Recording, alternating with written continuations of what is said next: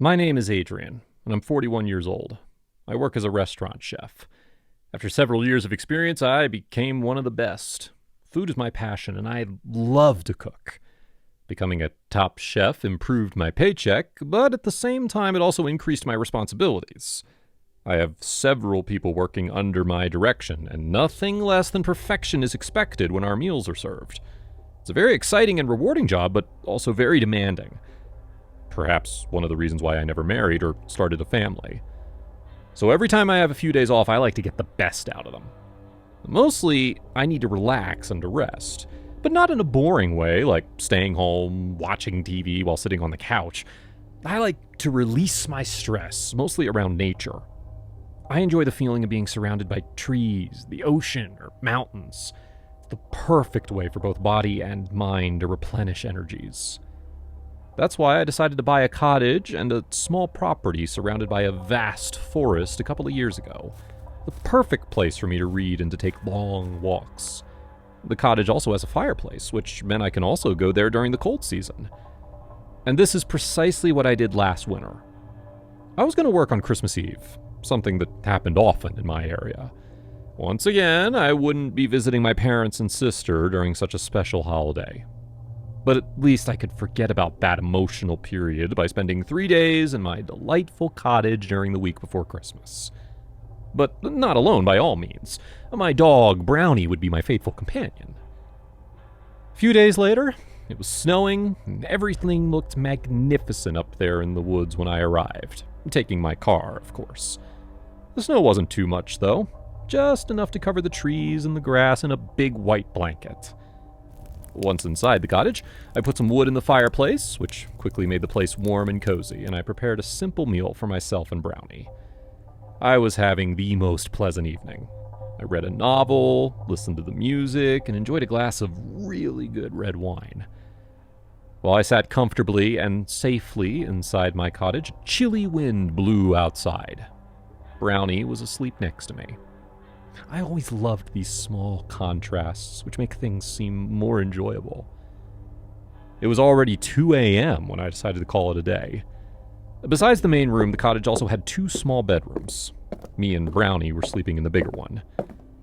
Didn't take long for me to fall asleep once I switched off the lights. Unfortunately, it didn't take long for me to wake up either. I heard someone knocking on the cottage's front door. At first, I thought it was an animal, because who could be up there in the middle of a snowy and cold, pitch-black night? But I was now listening to a human voice, coming from the other side of the door. I have to admit, initially, I just stood still in my warm and comfortable bed, praying that whoever was there would simply go away. I was probably being selfish, but I was also a bit scared. What if that person wanted to rob me? Or worse, harm me? Being in the middle of the woods does bring out some survival instinct, and my situation was vulnerable.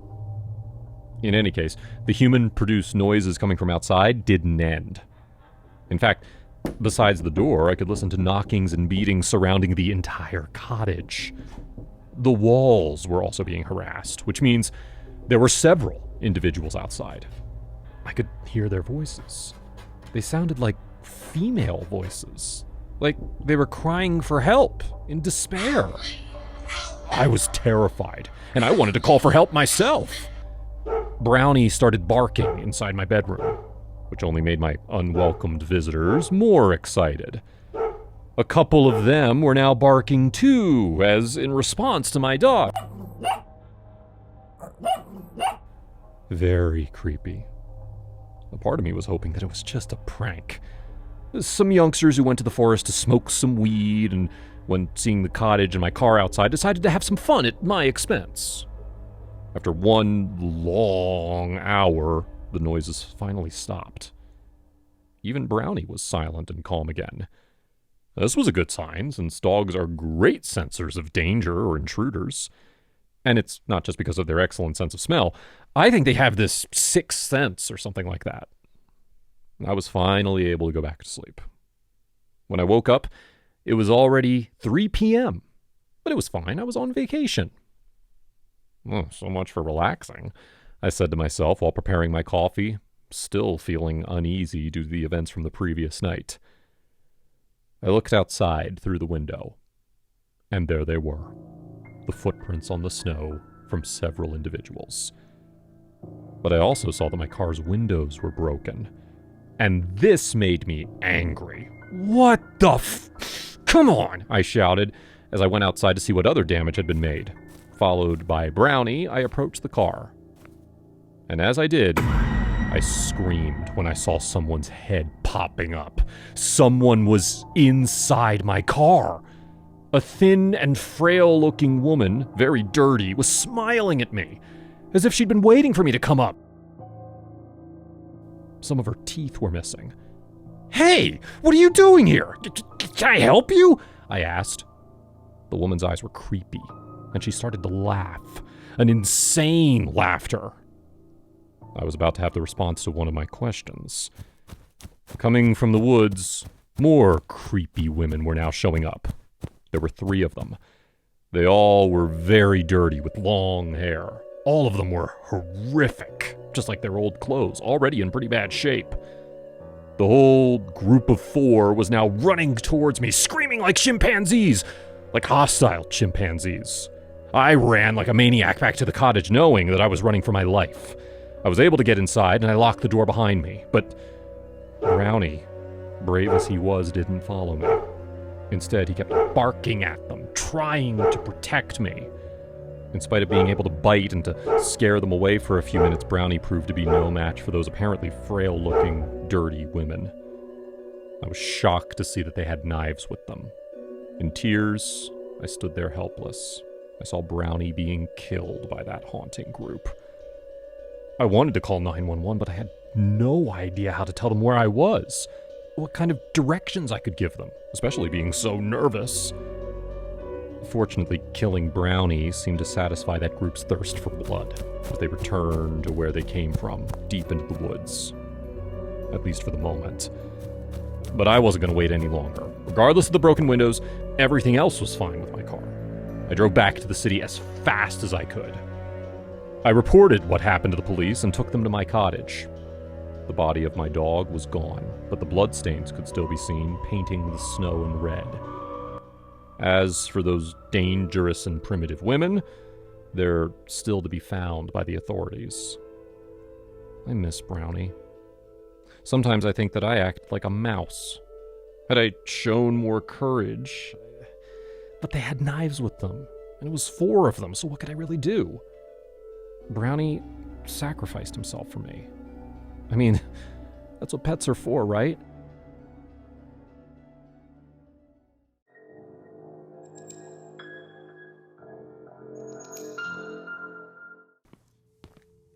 I shuffled down the road as the cold wind bit through my bones.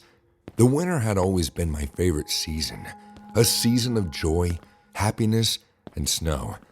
Lots and lots of snow. I had a job to do, and my job had ways of making young women happy. My sister always wanted to be a snow girl. I would have made that wish come true if she hadn't left me.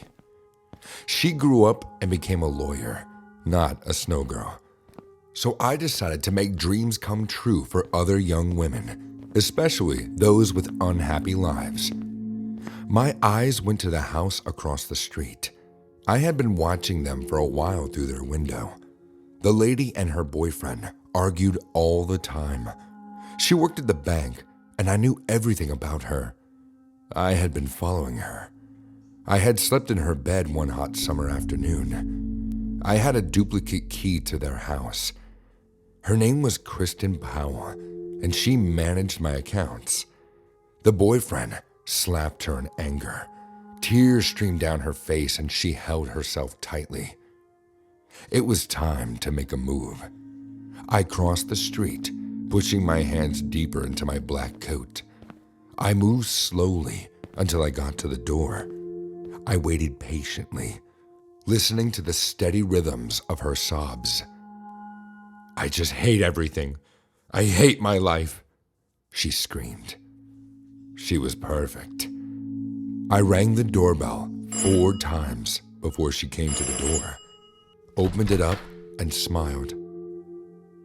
Dr. Gardner, she said with surprise.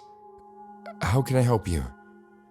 It was a small town, and everyone knew everyone. Her eyes were still watery, and her face was red. She didn't do a good job of covering up her tears. I was amused. My truck just broke down nearby. I was wondering if you could help me see what's wrong with it. Of course, she said. I'll go get my coat. I slowly tapped my foot as I waited for her. No one would want to refuse an old man. She came out wearing a purple coat and multicolored mittens. She looked lovely.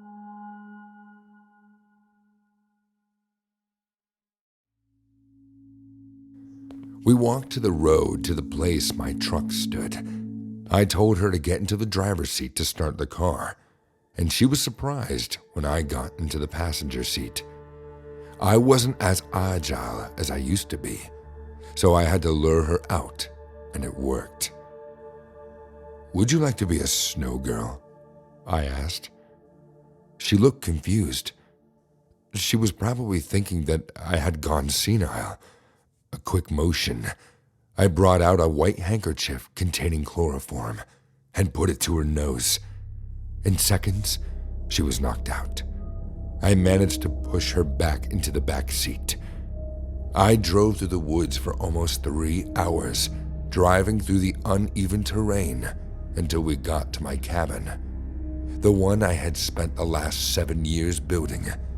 It was dark by then, and Catherine was still unconscious. The whole town would be searching for her by now. I chuckled to myself as I carried her in my arms. The cabin was cold, and I loved the cold. It reflected how I felt when my sister left me all alone in this terrible world. The cabin was my safe haven, the place I ran to when I didn't feel like being the community veterinarian doctor. It was memorabilia to my beautiful sister Sammy. She was the only person I had, and death took her from me.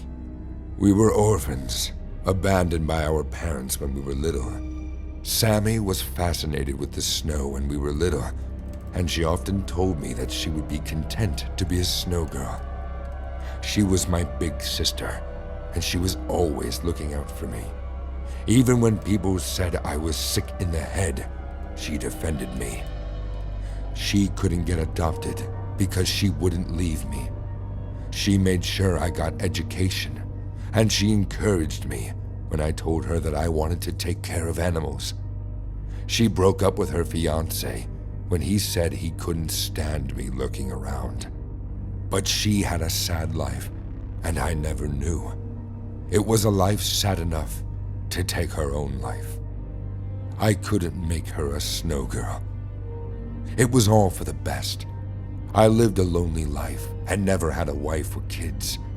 I had made 6 young women who had lives similar to Sammy's into snow girls in every town I moved to. I didn't get caught because the women were always found in the middle of nowhere.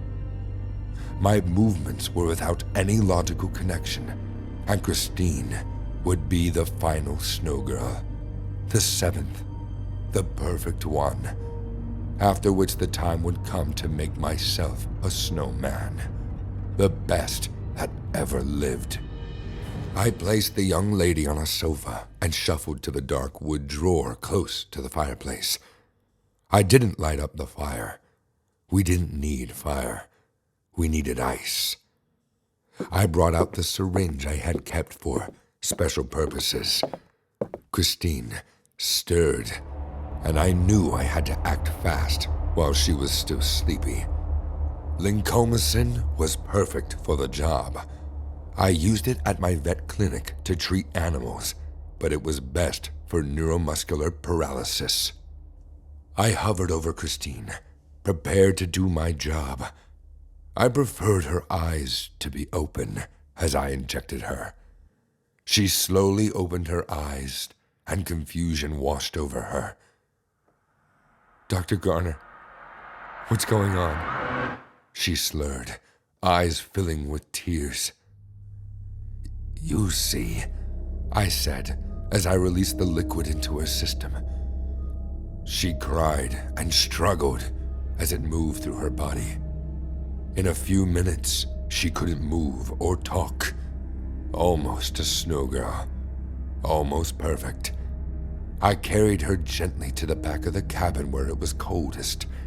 I sat her against the cabin wall.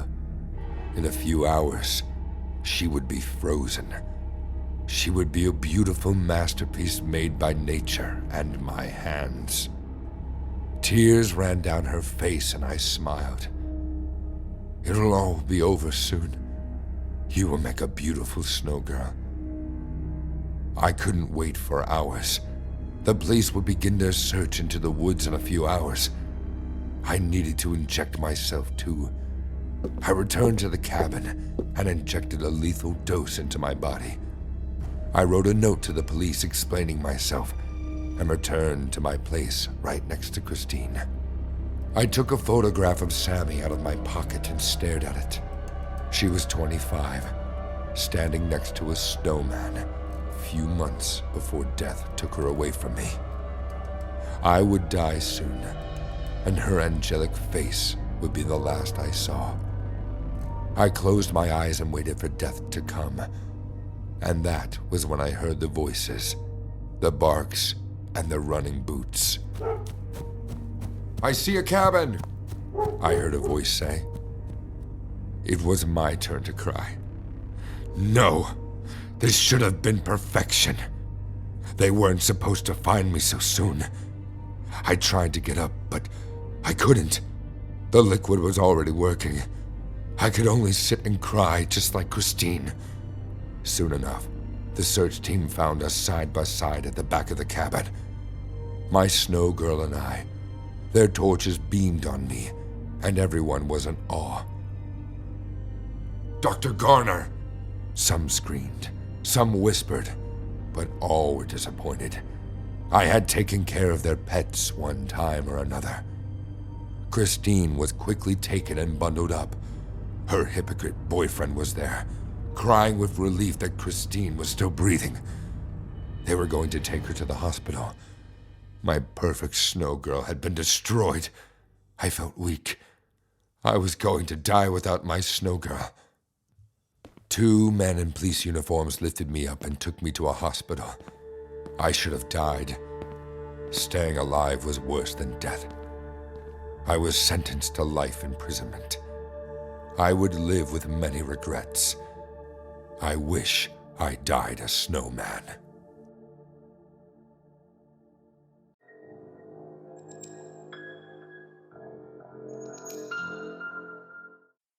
For a very short period of my life, during the awfully long, brutal, and cold winter I turned 18, I lived in a fairly small house in Vermont. My family didn't live there long. It was located in the forest. It was way too quiet and serene, although the air felt fresher and generally calmer. Too calm, and far from almost everything, making any task that required leaving the house pretty inconvenient and requiring extensive planning. There was one experience I had at that house during the time I lived there.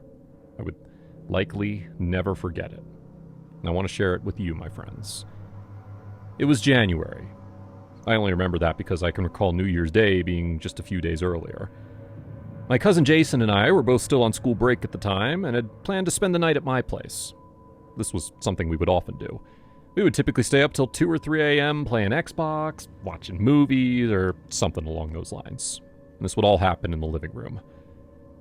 On that evil night, we'd been watching a movie. I don't remember the name of the movie. That's the only detail I can't remember. What I do remember is that halfway through the movie, Jason kept looking out of the window just slightly to the right of where we were sat. It got to the point where every minute I could see his head move out of the corner of my eye. Also, that night there was a fairly bad snowstorm happening. Now, at first I thought he'd been watching the snowfall, until I realized just how long he'd been staring out the window. "What are you looking at, Jason?" I asked him, wishing the lights were on. We switched it off because, why not? "I thought I saw something outside. Wanted to be sure," Jason responded. he still kept on staring out of the window. That instantly filled me with anxiety, because where we lived, wild animals weren't all that common. And like I mentioned earlier, we didn't really live near anything. So someone on our property, especially at that hour and during a snowstorm, would definitely cause concern. But I shrugged it off. It probably was nothing, I told my mind. Or it was just the storm playing with Jason's mind. Nothing happened for a couple of minutes, but he still couldn't stop staring. And now it was beginning to creep me out. "Can you stop looking outside now? Have you seen anything?" I queried. "Be quiet. There's something out there, Ben." Jason finished speaking and I looked out. Just then, we saw it. Yes, you heard me right. We saw it. The clear shadow of a person moving from one tree to the next. Both of us sprang up in reaction. There was no sound, but the sheer sight alone was enough to startle us. This was approximately 200 feet away from the house, so we couldn't exactly tell if the person was coming closer or not. We both looked at each other and right back out the window to confirm we were both seeing what we saw. A couple of minutes went by before it happened again, but this time it was much further to the left of where the first sighting had occurred. I cleaned the sweat off my brows, and that was when I noticed Jason's breathing.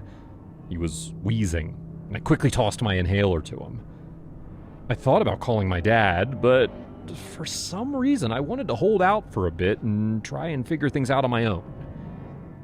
By this time, the storm had intensified and the wind was more violent. The pattern of the moving shadows became more frequent and evident. It was clear to us that there was more than just one person, as multiple figures were now moving and ducking from one tree to the other. One of the figures got out from behind a tree, but this time, instead of moving behind another one, it just stood there. He careened towards us, towards the window, and on instinct, we turned to take cover. We paused, and were shocked when nothing happened. I got my heart to start working again, and summoned the courage to look out of the window. The figure stood there, covered in animal skin and with bloodshot eyes and a face painted in black. I stared into his eyes, and at that moment I wondered how he stood still under the storm without shivering, undisturbed by it. He just stared right back at me. He muttered something, but I couldn't make out what he meant. I could only tell he was speaking because his mouth was moving. Then he took a step forward. I moved back, and he walked towards the window. He raised his bloodied hand and wrote on the window, "Kill." And then suddenly, without warning, he hit the glass with his fist. When he did so the third time, he made a crack in the window, and that was when the fight or flight kicked in. It was enough to break us out of our sort of trance of disbelief we were in, and I ran straight upstairs to wake up my dad. "Dad, you have to come with me now!" "What? What's going on?" My dad spoke quickly, worried. He picked up his glasses, and I explained to him as clearly as I could. By the time he got up and followed me downstairs, there was no one outside. Jason and I both explained to him what we had seen. Now, typically, I don't think my dad would have believed us, but I guess he was able to see the genuine panic in our eyes. We all went around the house, verifying all the doors and windows were locked. My dad then went outside, armed with a weapon. He briefly walked around the house before returning inside. He had found nothing. That night, we convinced my dad to sleep in the living room with us because we were terrified. By the morning, the snowstorm had stopped completely. We went outside to better assess the situation in the daylight, and we weren't surprised to find multiple sets of footprints in the snow next to the trees facing our living room window. They were pretty filled in from the snowstorm, but still clearly visible and recognizable. There were even some around the house, like on top of the footprints my dad had made the night before. I talked to my dad about it, and he said those had not been there when he went outside. The more disturbing thing was that our shed was completely open. The only thing missing was the knives we used for hunting. None of this, however, was evidence for my dad to call the cops. We moved out of that house 2 weeks later. To be honest, that particular incident was not the sole reason for our movement. It was what I told you at the start. We never planned to stay in that house for a long period. I was extremely grateful for this. As far as I remember, nothing happened in those 2 weeks, but both me and my cousin had a hard time getting some sleep. When I think about it, the whole experience still freaks me out to this day. I mean, to see unknown, scary people on your isolated property in the middle of the night and during a snowstorm? It's what nightmares are made of.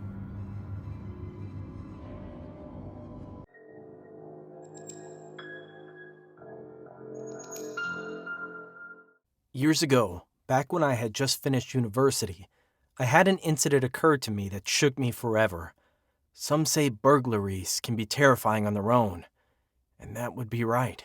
But what I saw that evening was far more than an ordinary burglary. It was Thanksgiving. I had just arrived home from a long day's work at the school I was training at, about to enjoy a lovely dinner-for-one meal of roasted potatoes and beef, alongside a couple of vegetables, of course, when I started falling into a deep reflective state of being. As odd as it seems, funnily enough, I hated spending Thanksgiving alone.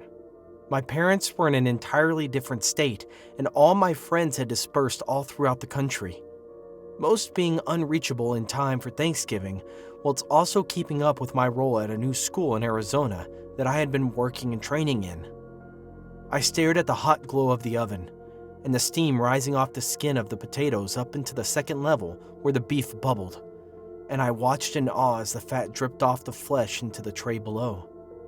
The hot glow reminded me of sitting with my family every Thanksgiving next to the cozy warmth of the fireplace, watching Christmas movies and crying when the two main characters finally kissed. Yes, we were that family that celebrated Christmas early, but it was what I missed most in life right now. The food was cooked and ready for consumption. I pulled them both out while trying to avoid burning my entire hand as I clutched the fiery hot trays with some thin oven gloves. I then placed the trays down onto the table, sat down, and after saying my thanks, which as my tradition states shall be kept hidden, I reached over the table with my fork, ready to dig in. My neck did a 180 and I jumped out of my chair in surprise as the noise, 2 bangs, had just sounded on my door. I wasn't expecting anyone, and I certainly wouldn't be expecting anyone who was coming to rattle at my door impatiently. I was about to march over and open it when one more bang rang out, with the second bang taking off the entire door, making it hit the floor with a loud slam that shook the entire room. All of a sudden, there came the noise of 2 pairs of heavy footsteps stomping into my apartment.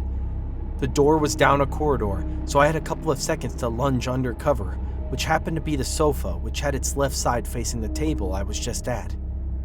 My heart was bludgeoned with panic, and my entire body shut down out of fear as I saw 2 sets of gargantuan-sized boots storm into the room, moving swiftly around, but it was evident that they recognized that the apartment was not empty, as both pairs of feet stopped dead in their tracks as they faced the table that was engulfed in steaming food. Hey, Tom, I think that Lady Maria is still in here.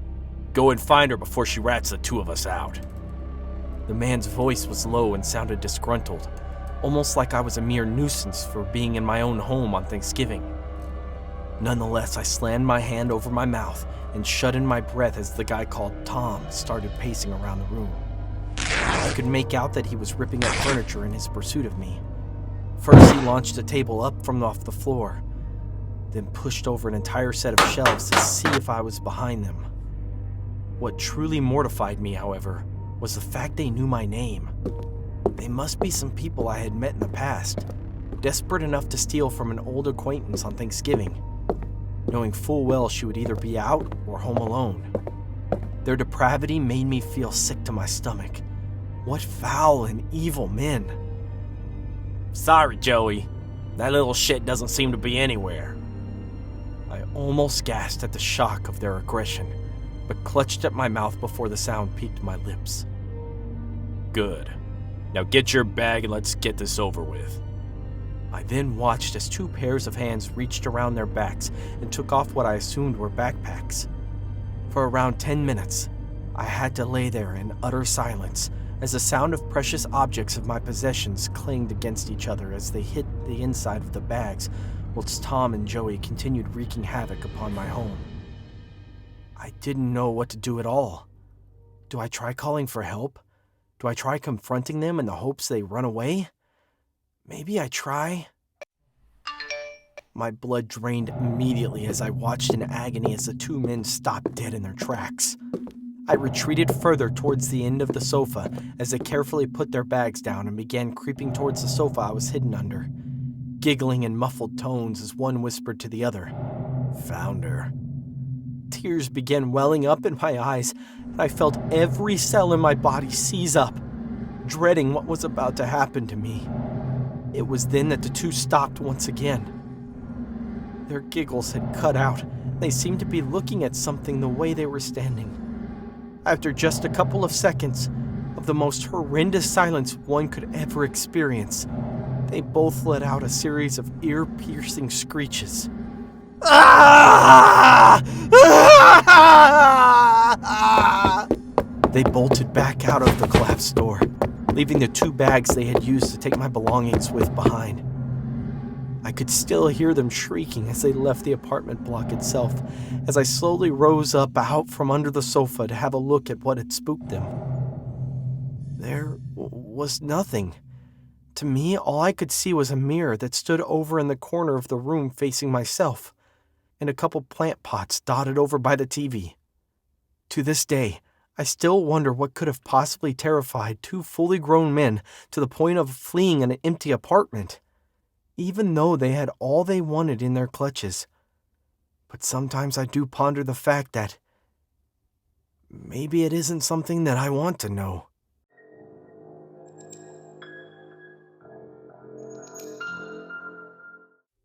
When Mom told me she'd begun to see someone new, I was alarmed at first. Yet the smile in her eyes, deep sunken contours that strayed deeper from the shades of her optical disc, held promise and assurance of discernment. I trusted it. It was the same way I had trusted Mother's ability to care for me as a 14-year-old, 2 years since, and now I was 16 when she left my dad. The troubles with their marriage had begun with an affair he had at his workplace. The scandal had been messy enough that it smeared the entire neighborhood and dragged its way to the porch of our house, where Mother had heard of it. 2 years since, and she had been single. Now, she wasn't. "How long?" I asked, uncertain as I peered into her eyes. 2 weeks. Mom whimpered back at me with an infectious grin, sprawling the width of her jaws. She giggled, entertained at her own thoughts, and my heart skipped. I was silent, and my mind raced through a dozen possibilities, staggering between the good and the bad.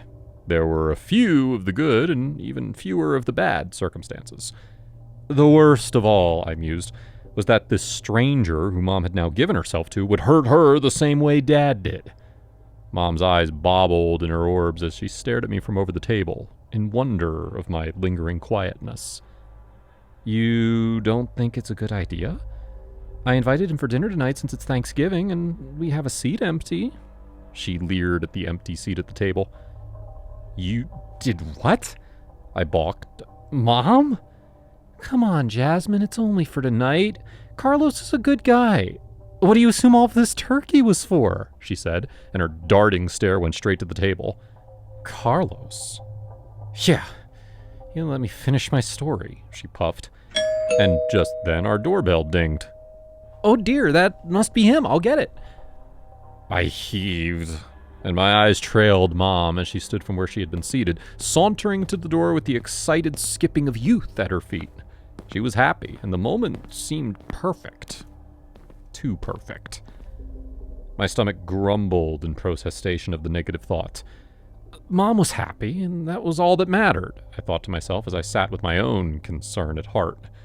I thought of Dad, and imagined how his life must have turned in such a small moment of our lives as we had been apart. I placed a finger on the table, scraping the wooden surface noiselessly as the chirping noise of the indecipherable conversation at the door filtered into my hearing. I perched my ears to perceive even more, and the noise was gone. Silent. The air in the house grew colder, and I felt an awry oppressiveness come upon the atmosphere itself. I struggled with the vibrations and the sickly sensations that came with it as my stomach continued to rumble. I adjusted on my seat furtively and cleared my throat with a loud cough when Mother appeared from the corner of my gaze with the stranger in tow. "Happy Thanksgiving!" The crude, unfamiliar voice belched out to me before I could take a full assessment of his features. "Happy?" The words trailed off my lips as I looked from Mom to him and back in consternation. "Thanksgiving," I completed the statement. My shivering was not unfounded, but I had no way of confirming as I stared him in the face. He had the look of controlled menace masked under the cloak of good manners. An tangible disposition to vileness seeped out on first assessment, but I quickly dismissed this fundamental essence and turned my focus to his looks. He was a good-looking man, and he stood taller than Mom by at least a foot. He was neatly shaved, bare under his chin, and I suspected it was newly done, as I'd become familiar with my boyfriends, but I said nothing of it. His nose was perfect, perched up in his face like a bird's beak. His eyes were pearly, housing an unusually thin black pupil in them. His lips were well carved, upturned, and clasping to each other tightly. He was perfect, and it was suspicious, even though I had no reason to suspect it. "Hi, my name's Carlos, and I'm new in your neighborhood."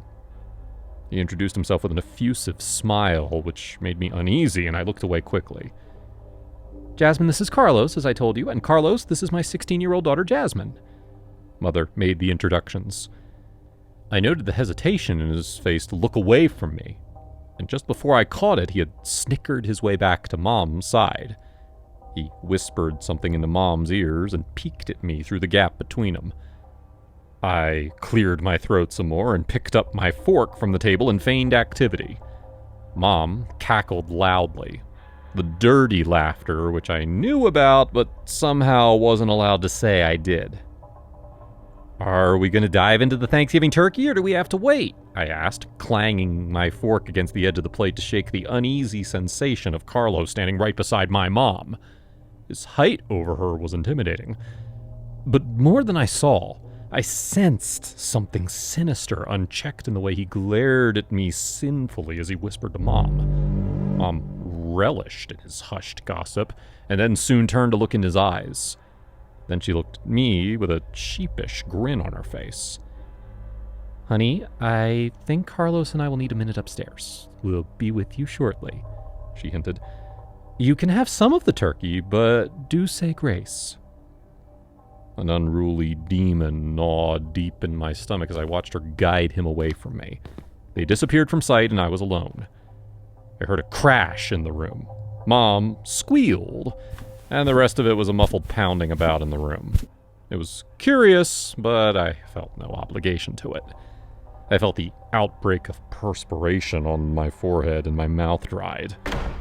"Mom?" I jerked upright in the same instant that Mom's door slammed immediately with a violence that made my belly heavy with uneasiness. "Mom?" I walked gingerly up the stairs when she wouldn't answer me, and the slamming intensified, almost desperately. My heart beat into a wild frenzy, and I clutched my fingers together into a strong fist. I lifted my hands carefully to knock on the door, and just then it swung open, and there he was, eyes twitching, fully clothed and perspiring. His demeanor fully revealed Carlos was closer to a monster than he was to being human. I looked to his hands, and he held a strand of thin fabric. My eyes strayed, and there she lay in the background behind him, dead. "I killed her so I can have you, babe," he said crudely. The blood in my body ran cold with dread. My suspicions were right. "Ah!" he cried in thrill as he raced towards me. I turned around and maneuvered down the stairs in a way that only I could manage. I raced to the door before he reached me, sensing the heat from his breath down my neck as I ran. It all happened in a blitzing daze when I rushed through the door. A loud grunt rumbled through the nighttime atmosphere as I raced out of the building, instinctively careful of the vacant, unrepaired stair that led up the porch. Carlos tumbled in a loud heap behind me, knocking his head against the steel pipe which had been placed there by the worker's mom had employed to have it checked. I looked behind me, and there he was, dead from the violence with which he had struck his head in his tumble.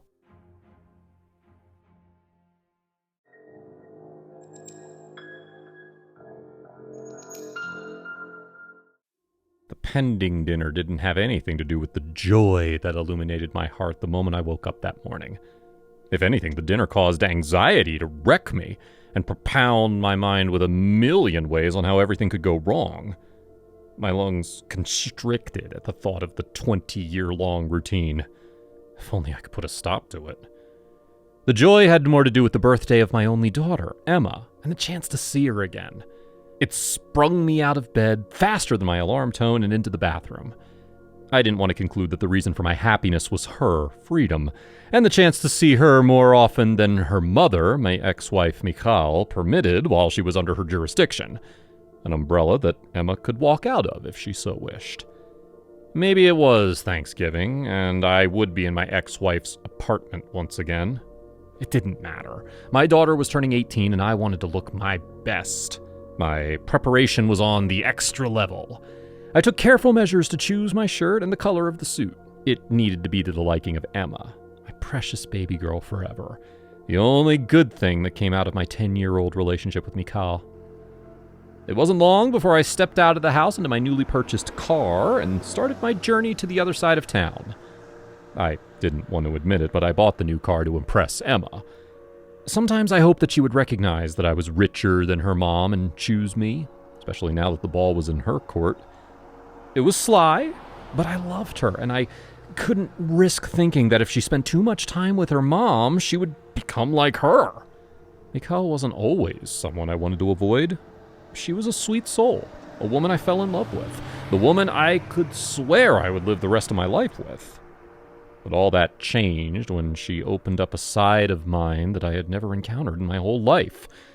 A dark side that swelled in anger and swam in pushing blame.